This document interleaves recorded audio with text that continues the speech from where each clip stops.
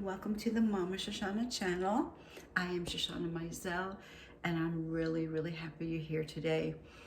Today is a pretty heavy subject. It is the fourth installment of the series of why I got married 5 times. But this one is something I've never shared publicly before. So I'm just hoping that it helps a lot of people. That's all that I care about. So anyway, welcome to my channel. Please subscribe, like, share, and comment if you feel inspired to, and we will be right back. Okay, so here we go. So this is the fourth installment, as I said, and so we're going from my third marriage to my fourth marriage. Excuse me. Hopefully you've listened to all the other podcasts that I uploaded, my first marriage, second marriage, third marriage, and this is the fourth marriage. Now, how did I get from the third marriage to the fourth marriage? Is again, I cheated. I, again, did not know how to get out of a marriage, and this one was pretty much the pinnacle of how sick and suffering I really was. I realized that whatever I had been working on in therapy, however I was trying to get better, I needed to really go much deeper. Now, I want to preface this with the fact that I experienced a lot of physical abuse, sexual abuse, from family members. When I was 8 years old, my mother killed herself, and my brother was a heroin addict. The sexual abuse came mostly from my father. So, there was alcoholism, again, drug addiction in general, and I was the youngest in the family. So I saw a lot from the age, from birth to 8 when my mother took her life. And then when I went to live with my father and my stepmother, that was going from frying pan into the fire.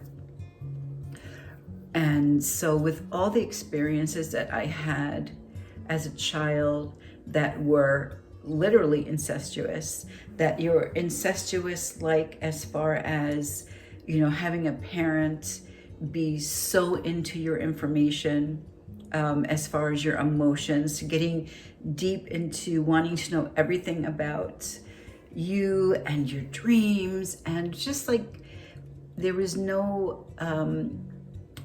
were no boundaries. For example, with my father, he would want me to tell me his dreams when I was a teenager so that he could interpret them for me. And he would interpret my dreams in a way that manipulated me to think a certain way, to dislike certain people in my family. There was a lot of mental abuse. I was young and I was impressionable, and my father was a very learner, very smart man, but unfortunately he was also sick and suffering. So he used a lot of his intelligence in a unkind, manipulative, very dangerous way. So the confusion that I grew up with was, what was the difference between love and sex? To me, they were the same thing. I was shown love by grown-ups being inappropriate with me sexually, and I thought that that's what that was about. Now, I thought, well, as I get older, I should know better. I know right from wrong. But when I was responding to things, I was responding from a place of post-traumatic stress disorder. And I had complex post-traumatic stress disorder. So a lot of my feelings and my acting out without even thinking about it, it's just this impulse to do something. It's like a survival mechanism, came from my youth, my past, And the trauma that I experienced affected my brain in ways that I didn't realize until I got older and I started researching that it actually affects your brain. There are parts of my brain that never got to grow properly or that stopped growing, and other parts, like the fight or flight, that part of the brain grew larger than it was supposed to. So there was always that feeling that I had to constantly seek protection, seek love, but I never learned how to seek love in a healthy way. So I just want you to know that if you're just an onlooker and it seems like an interesting subject matter to you, but this is mostly for people who have acted out like this, who have had several marriages, who have cheated on their, significant other. Where does that come from? It doesn't just make you a bad person. There's a reason for it. There's something, that is a catalyst for acting out like this. So staying in guilt forever is not a way to make an amends. A way to make an amends to the people you might have harmed, including yourself, is to get to understand yourself better, where these things come from, get professional help. Again, I'm not a professional therapist. I am only an expert at how I dealt with things in my life, my way. And I dealt with it by going to therapy and really getting honest with a therapist. So how I got from my third marriage to my fourth marriage is my third husband, he had a brother who I was really, really good friends with. We would always laugh together. We were just like real good buddies, and as my marriage to my third husband just got worse and worse and worse, it became abusive. I acted out in a passive-aggressive ways that I knew would upset my third husband, and then he in turn would react with rage. So there was this unhealthy back and forth like that. So the catalyst, besides the fact that my third husband had abused me in certain ways, or I allowed him to abuse me in certain ways, besides that being the catalyst, another thing is I had to set boundaries with a friend of mine, a lifelong friend of mine. And that was really difficult. That was really, really difficult. She had been my friend, my best friend for 35 years. And I'm not going to go into what happened, but it was really important for me to tell her that I needed to take time and distance myself from her, which I did. And it was really, really hard. I remember needing my third husband so badly, really needing his support.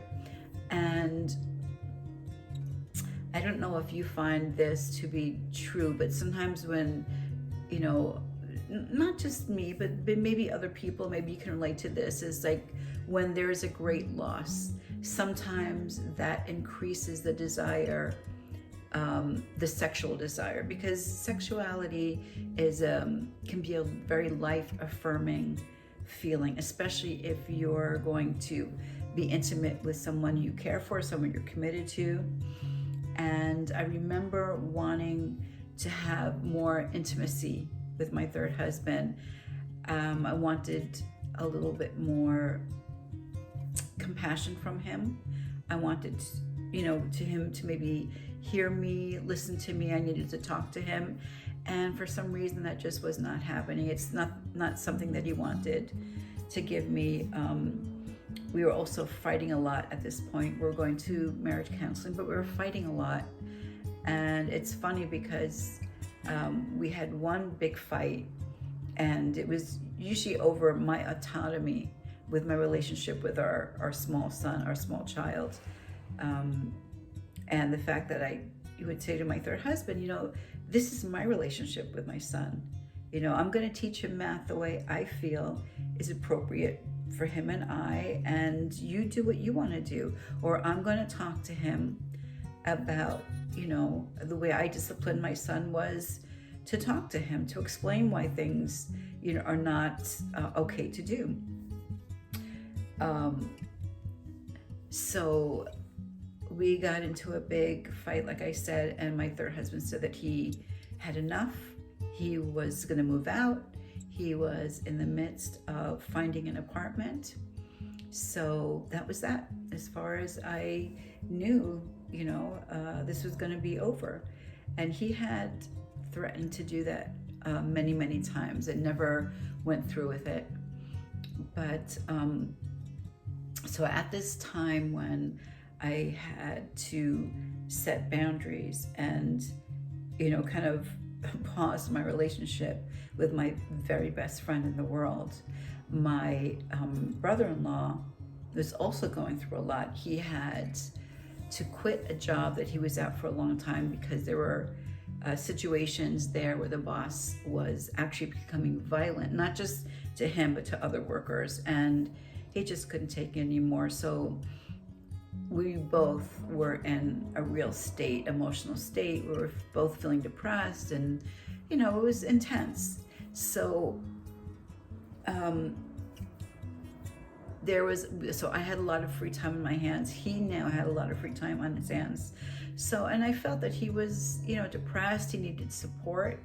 I know he was out of work. So when I made, a meal for our family, I would make a little bit extra and, bring it over to him. Sometimes I'd bring, my son, which was his nephew, and we'd say, I'd say, come on, let's go to the park, get out of the house.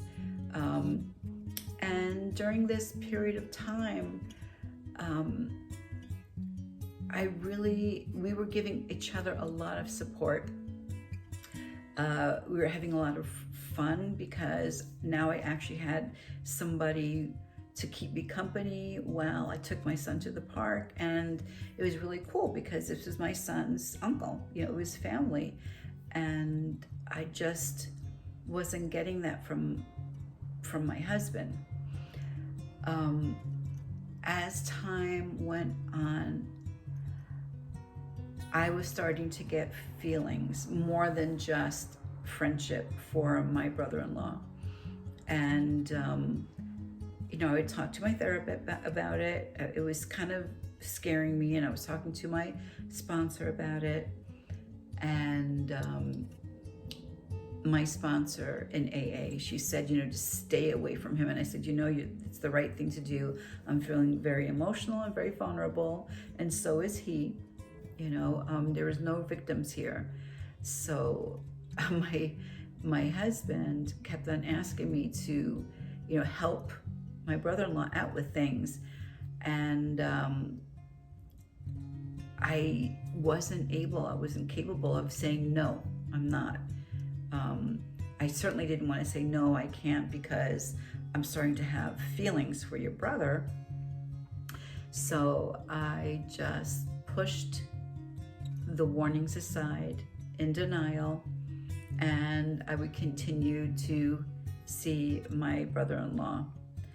And as we talked more and we became deeper, we had more deep conversations about emotional issues, and he felt really comfortable talking to me about his past, about his addiction, and the childhood trauma that he had experienced. It was amazing to me how honest and open he was with me. And I would share what I had learned in therapy and what I had learned in AA. And we developed such a great friendship. And one day, we both admitted to each other that, we were both petrified because we didn't know what was happening here. There is no way that anything could happen. I didn't want to screw up again. I had messed up with my second husband on how I was going to leave him, separate from him. I did not want to do that again. And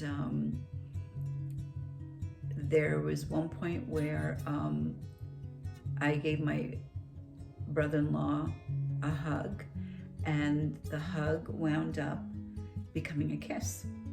And, you know, he and I both take responsibility for that.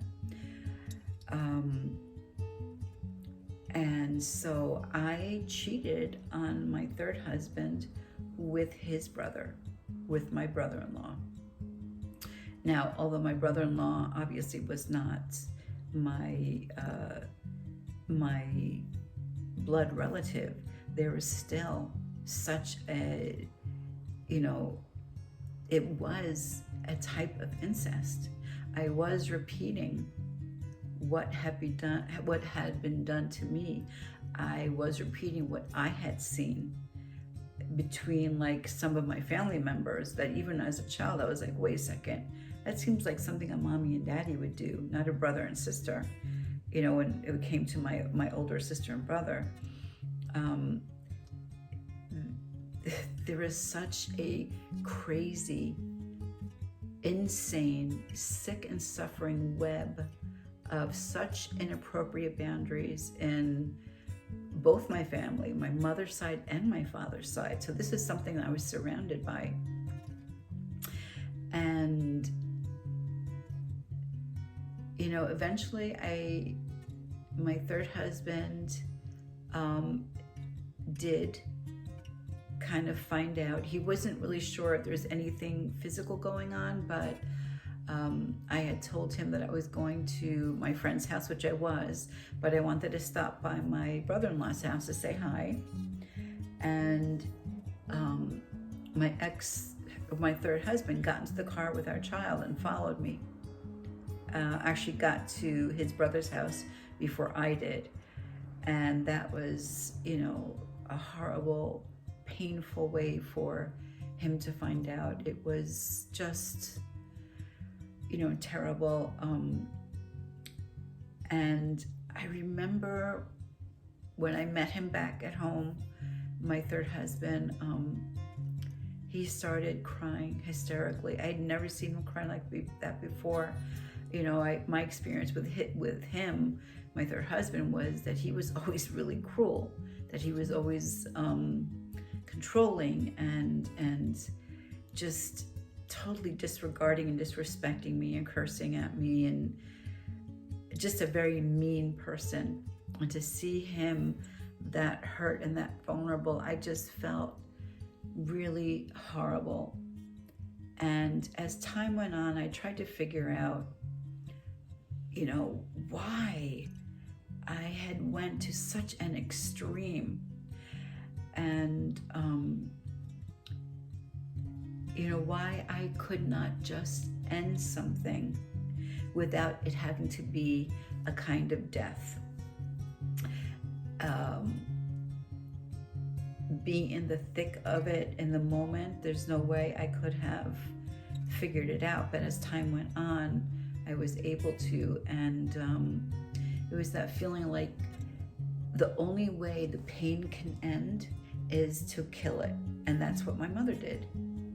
And not only did my mother end her pain, she also ended the pain for my sister, my brother, and I, because she was torturing us. I mean, she was just always hitting us, and we were having to be exposed to so much inappropriate behavior, screaming, and just so much drama.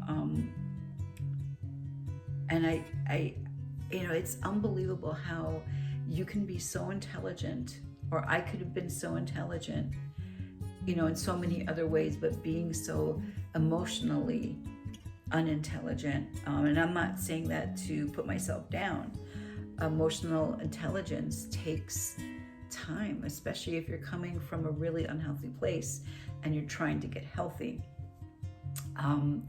My mind and my mindset were so distorted. The things that I thought were okay, the things that I thought people would understand, were insane. I honestly had no sense of judgment. So anyway, there was a lot of things going on. This caused tremendous trauma, of course, for everybody. And there was a lot of shame involved, of course.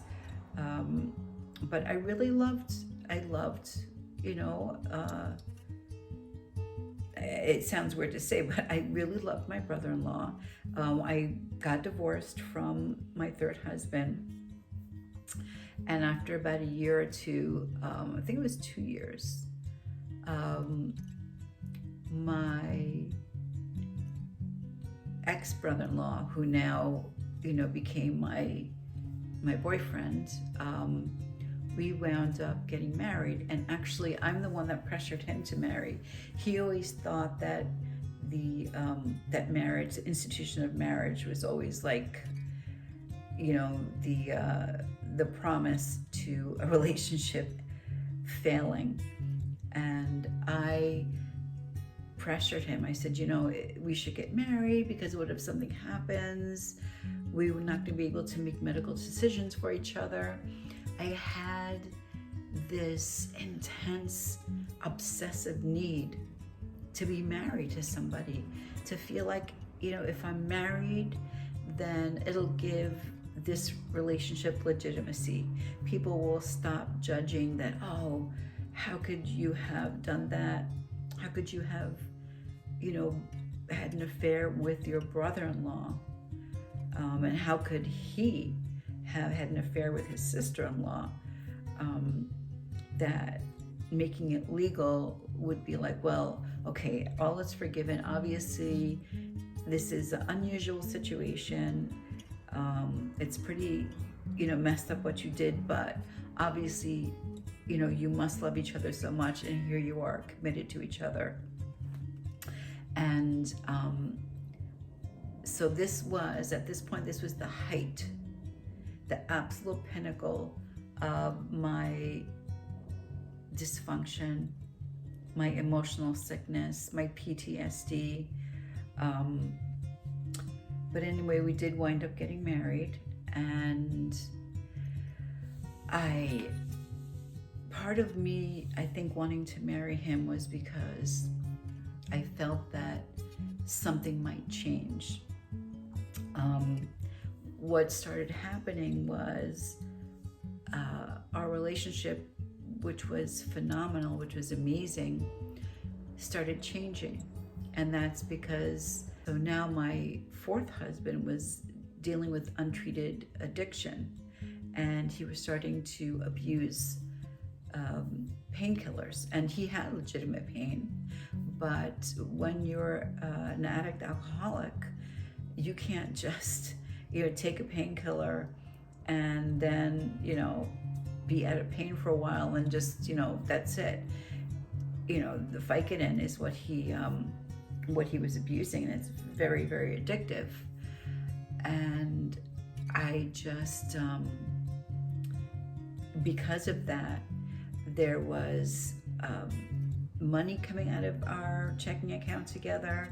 I was starting to have to take over all our financial commitments, which was just destroying me, to have to take care of everything financially. There's only just so much money I made.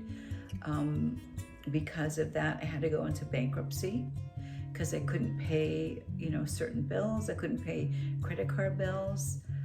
There was an issue with my third husband now taking me to court for custody. So I had to think about how having my fourth husband, an active addiction with my son there, I was like, I can't have this. So I asked him to leave, to move out of the house. And I wasn't absolutely positive if he was still abusing prescription drugs, but I know he was buying them from drug dealers. It's not like he was going to get, prescriptions from a doctor or trying to seek medical attention. And so, we kind of jumped back and forth between trying to go back to marriage counseling, my fourth husband and I, and then having conflict and going back, and it was just insane. It was insane what we were putting each other through, and I was putting my son through, and just everybody around us. It was just so insane.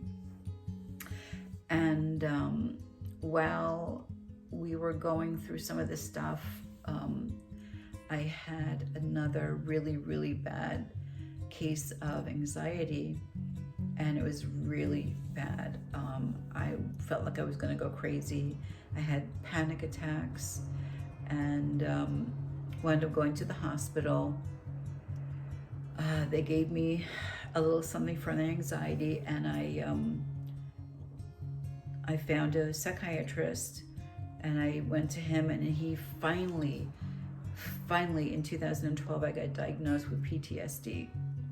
And that explained so much to me. Once I realized that that's what I was suffering from, I immediately changed therapists and went to a therapist, found a therapist that actually specialized in addiction issues, alcoholism, PTSD, sexual abuse victims, all of the lovely things that I went through. And she was really tough on me. She gave me a lot of tough love, and she gave me a tremendous amount of exercises to do and writing, and I did everything. I mean, I was really serious. I really wanted to get better. I wanted to find out why was I doing all these things? The fact is that I was actually a really good person, and why was I acting out? Why could I not just leave a relationship and be okay being without a man, even if it was just for a short period of time? So eventually, that's what happened. Eventually, I just had to completely cut off my fourth husband, because I kept on getting, drawn into his life, and I kept on drawing him into my life when I felt lonely or something was like that was going on, which was a pretty selfish thing to do to another human being. My third husband actually wound up getting physical custody of our son, but we still had joint custody, and I still saw my son, almost as much as I was before. But I had to start paying child support, so I lost my apartment. I had to go live with my oldest son, and that was really, really difficult. It was very humbling, but it gave me the time I needed to do some really, really deep work. And I wound up spending 2 years by myself without a man. I focused on my program in AA. I focused on my relationship with a higher power. I focused on helping other people in AA, other women. I would sponsor other women. I had to do a lot of soul searching, and it was not just soul searching. I mean, I actually had periods of time in therapy where my therapist would take me back to these times of trauma that I never really was able to process. And I would have out-of-body experiences where I would talk to her about what had happened to me. And when I would start crying about it or talk about it, I felt a sense that I myself wasn't real, but I was real. I was up on the ceiling, looking down, listening to all this. So there was a part of me that had stayed intact, which was miraculous, that was able to listen to what had happened, and a part of me that was able to understand it and take it in and understand that it was a miracle that I was functioning at such a high level, considering everything I had gone through. So this fourth marriage was filled with tremendous shame, confusion, anger, guilt, also a tremendous amount of love. My fourth husband was somebody who taught me so much about giving without expecting back. Somebody who I got to see the best of him. Unfortunately, he was not able to stay that open. Whatever it was in him, that he was able to open those doors and show his beauty, show his creativity, really express his feelings. Something happened that shut that down, and I don't believe it ever opened up again.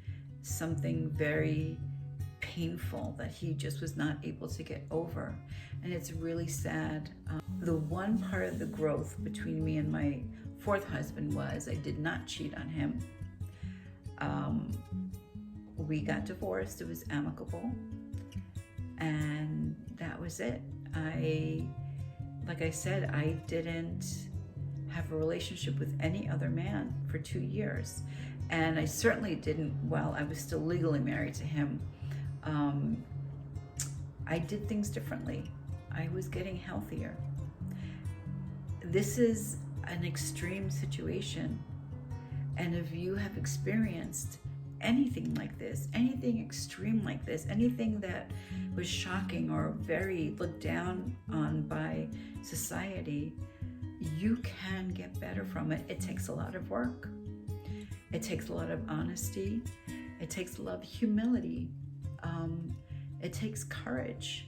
That doesn't mean you have to be void of fear.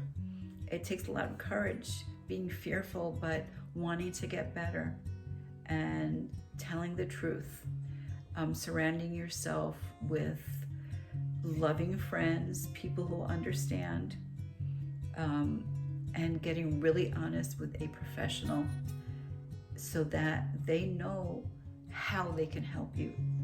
They know what they can bring out of you, and you can see that the number one reason we usually act out in such dramatic ways is because we're trying to fulfill some kind of need.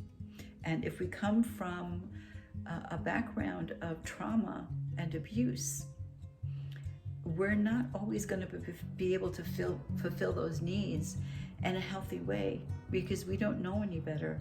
Subconsciously, our mind has been programmed a certain way, and it takes time to declassify the way we have learned to deal with things.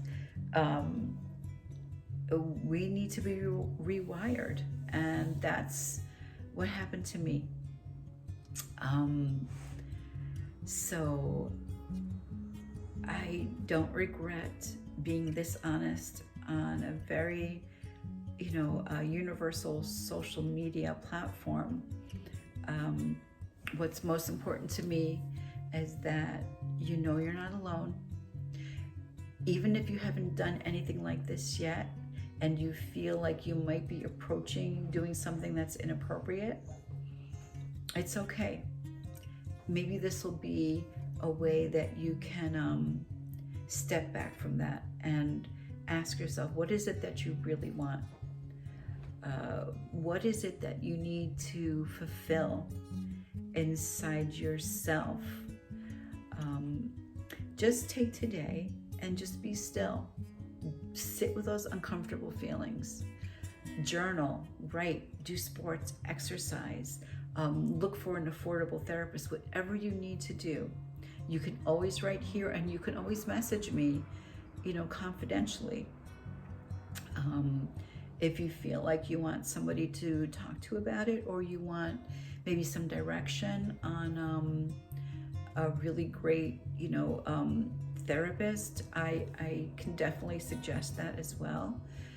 So yeah, this is a bit of a longer, again, a longer a longer video, longer podcast, but I wanted it to be really clear and share a lot with you about this whole process. Thank you again if you stayed for the whole video. I appreciate that. It means a lot to me, and I hope that in some way this has helped you or helped you to be able to help somebody else. So thank you. I love you, and you mean the world to me. I'll see you next time. Bye. Mwah.